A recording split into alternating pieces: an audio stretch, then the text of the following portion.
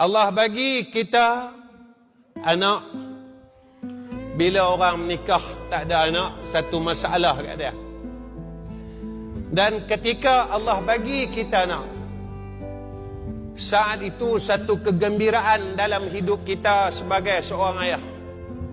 Kita dapat anak, kita dikurniakan anak, seperti mana berlaku ke atas Nabi Allah Ibrahim alaihissalam. Rabbi habli minas salihin fabasyarnahu bighulamin halim. Allah beri kepada Nabi Allah Ibrahim seorang anak, dan Allah berikan khabar gembira kepadanya. Dan Nabi kata, anak ni macam kain putih.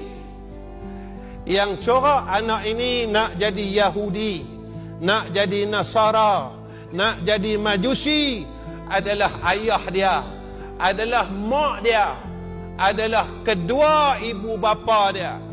Jika kita lihat anak-anak kita membuat kesilapan pada hari ini, adalah kesilapan kita sebagai seorang ayah.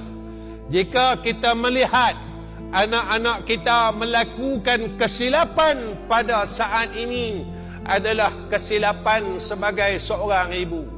Kerana yang corakkan kehidupan mereka adalah kita.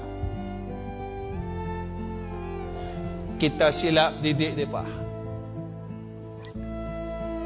Kita terlupa yang mana nikmat itu boleh menjadi azab atas kita.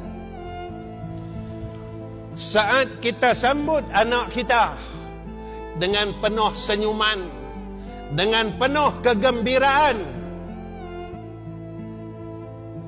dan kita lupa senyuman kita itu boleh berubah menjadi sebuah tangisan kerana kesilapan kita, kerana kelalaian kita dalam kita mendidik anak kita.